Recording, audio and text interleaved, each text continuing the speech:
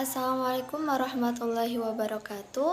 Nama saya Indah Ratnasari dengan NIM 2041050020111. Di sini saya akan mempresentasikan kembali mengenai PPT yang sudah di-share oleh Ibu dosen Bunda Nikmatul Masrurah dan yang akan membahas mengenai teori-teori di dalam perusahaan. Nah, perusahaan sendiri itu ada beberapa pengertian dari beberapa ahli. Yang pertama adalah pengertian dari Salvatore.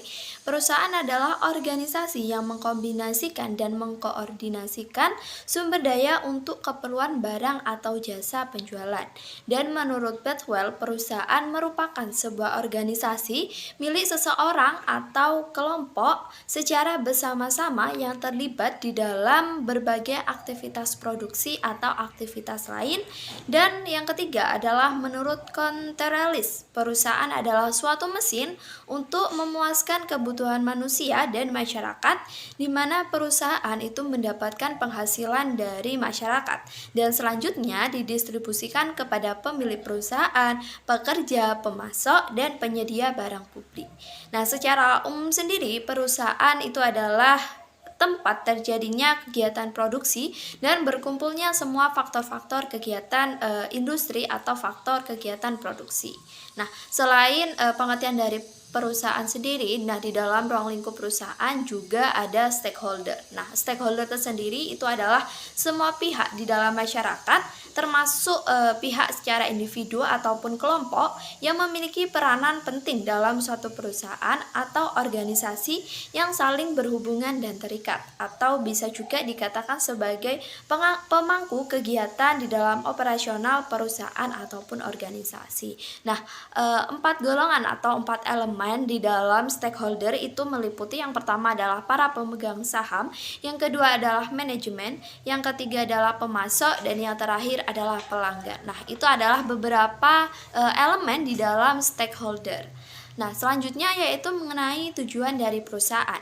Tujuan dari perusahaan itu secara umum adalah maksimasi laba, maksimasi penjualan, maksimasi pertumbuhan, maksimasi nilai perusahaan, dan juga motivasi dari perusahaan. Nah, maksimasi mengenai laba, penjualan, pertumbuhan, dan juga nilai perusahaan itu adalah optimalisasi dalam sebuah perusahaan untuk memaksimalkan dari laba. Misalkan laba akan memperoleh laba secara tinggi. Yang kedua adalah penjualan, bagaimana maksimalnya atau bagaimana cara memaksimalkan agar produk dari perusahaan kita dapat terjual. Nah, tujuan dari perusahaan secara spesifik yang pertama adalah memotivasi karyawan untuk meningkatkan kinerjanya dalam mencapai tujuan perusahaan. Yang kedua adalah menarik minat dari pelanggan. Nah, menarik minat pelanggan ini adalah bagaimana sih suatu perusahaan dapat menarik pelanggan atau menarik konsumen dengan keunikan-keunikan tersendiri dari sebuah perusahaan. Yang ketiga adalah membantu investor atau pemegang saham dan juga kreditur dalam membuat keputusan terkait permohonan suatu perusahaan.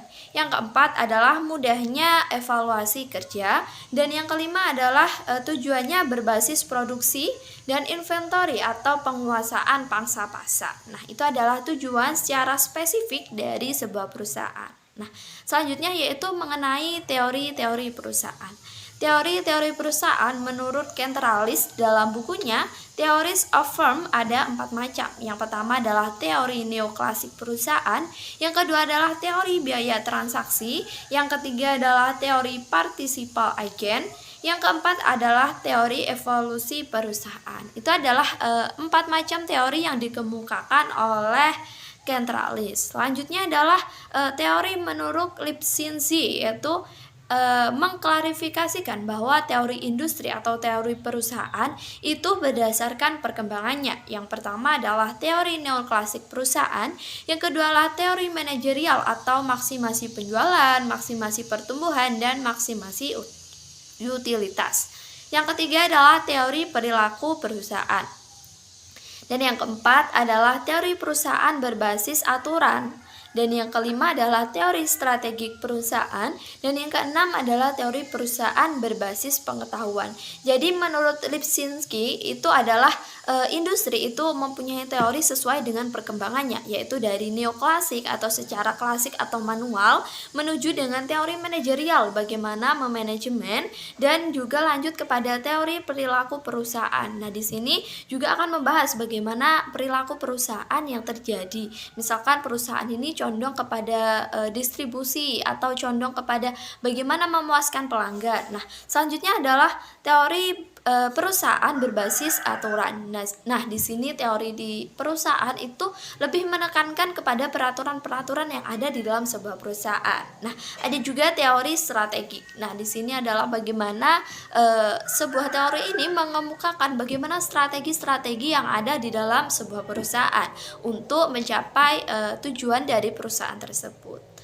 Dan yang terakhir adalah teori perusahaan berbasis pengetahuan. Di sini suatu perusahaan sudah menggunakan berbagai macam pengetahuan ataupun teknologi baik dari karyawan maupun teknologi dari alat-alat yang sudah canggih. Nah, itu adalah keenam teori yang dikemukakan oleh Lipsinski pada tahun 2005.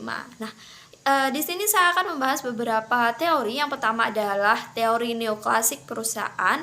Nah, teori ini sendiri itu berfungsi untuk permintaan atau permintaan dan juga produksi yang sifatnya imajiner namun logis. Nah, di sini adalah teori ini tuh berfungsi lebih ke bagaimana sih imajinasi dari sebuah perusahaan.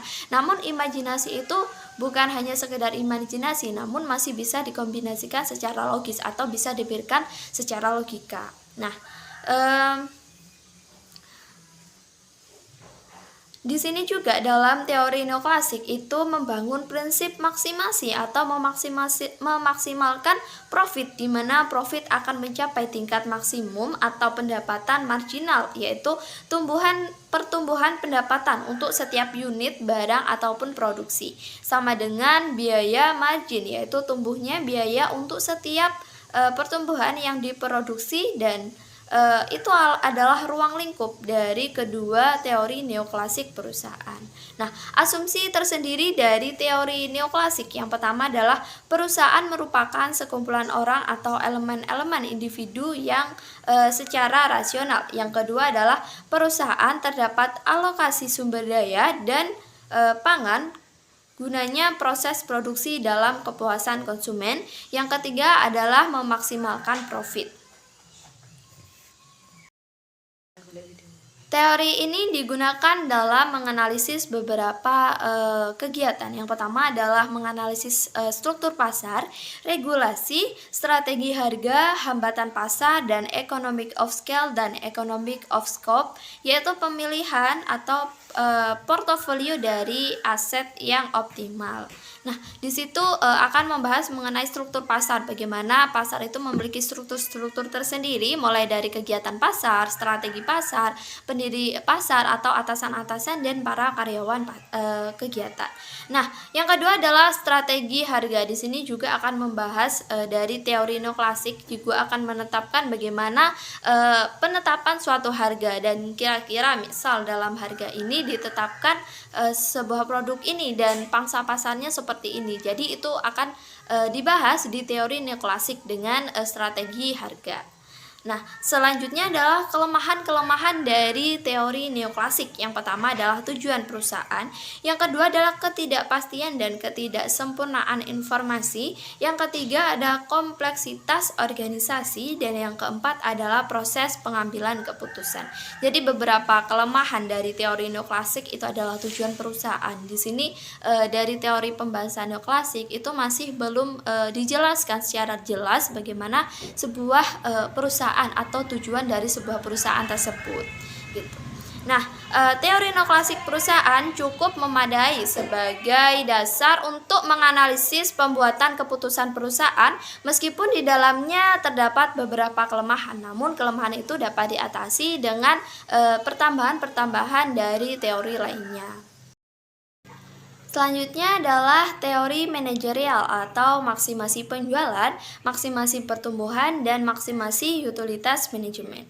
Yang pertama adalah model maksimasi penjualan. Menurut Lipsinski, pada tahun 2005, alasan manajerial mempersoalkan penjualan itu ada dua. Yang pertama adalah penjualan dianggap sebagai indikator yang umum dan juga pertama kali diperhatikan untuk baik buruknya kinerja suatu perusahaan. Yang kedua adalah penjualan memiliki hubungan dekat dengan remunerasi, kenaikan dan pengaruh dan status manajer.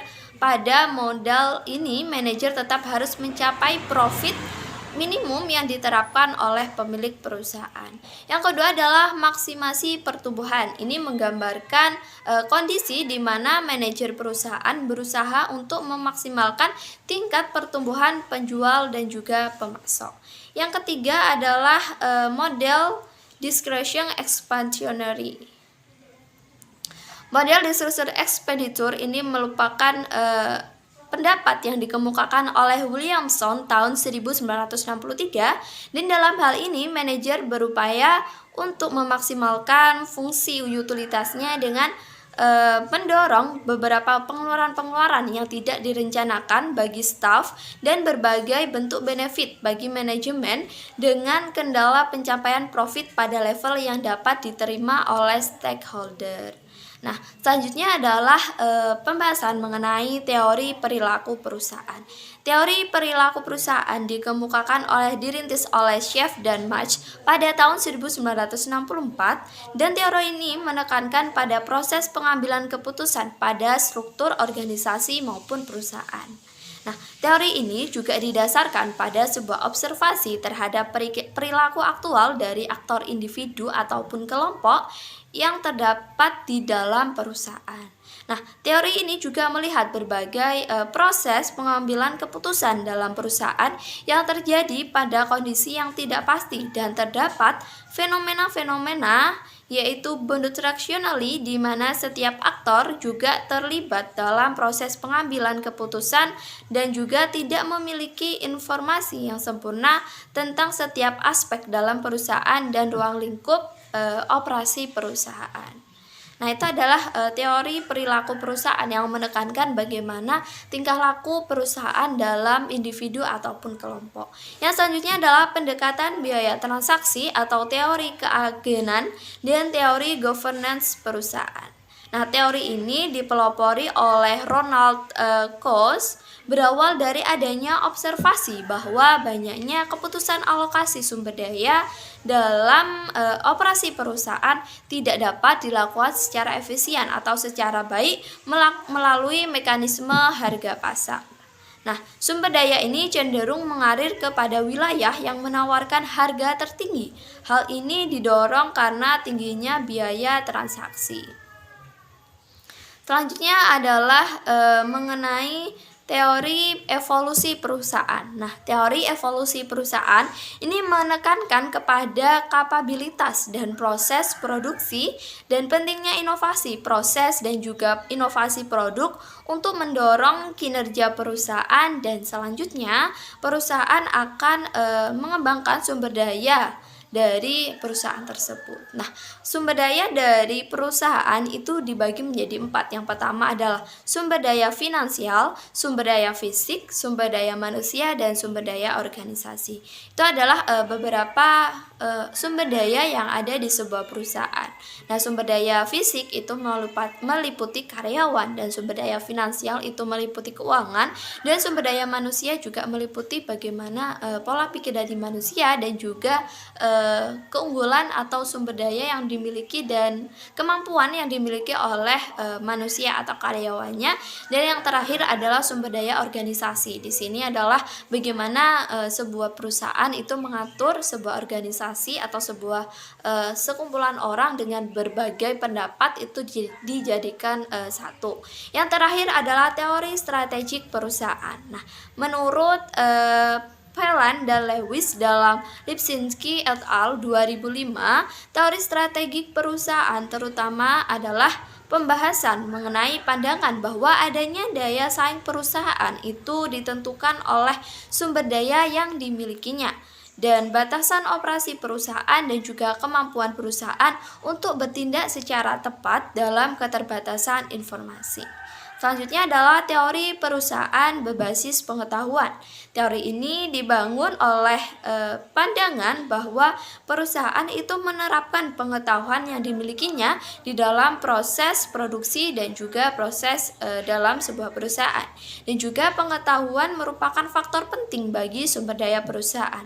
Teori ini juga menjelaskan bahwa pengetahuan itu sebagai jenis aset yang strategis dan juga harus dikoordinasikan untuk mencapai tingkat penggunaan yang optimal. Dan pengetahuan itu dibagi menjadi dua, yaitu tacit knowledge dan explicit knowledge. Itu adalah teori perusahaan yang digunakan dengan berbasis pengetahuan. Yang terakhir adalah kendala-kendala dari operasi perusahaan. Yang pertama adalah kendala pasar, yang kedua adalah kendala sumber daya, yang ketiga adalah kendala bahan baku, dan yang keempat adalah kendala pemasok, kelima adalah kendala finansial, dan yang keenam adalah kendala kompetensi, dan yang ketujuh adalah kendala kebijakan. Nah, dari beberapa kendala operasi perusahaan itu ada kendala pasar atau banyaknya persaingan pasar yang ada, dan kurangnya menguasai pangsa pasar. Yang kedua adalah kendala sumber daya. Ini biasa terjadi ketika suatu perusahaan itu kekurangan sumber daya dari ketenaga kerjaan. Dan yang ketiga adalah kendala bahan baku. Terkadang suatu perusahaan itu masih kesulitan untuk mencari bahan baku produksi dari suatu produk.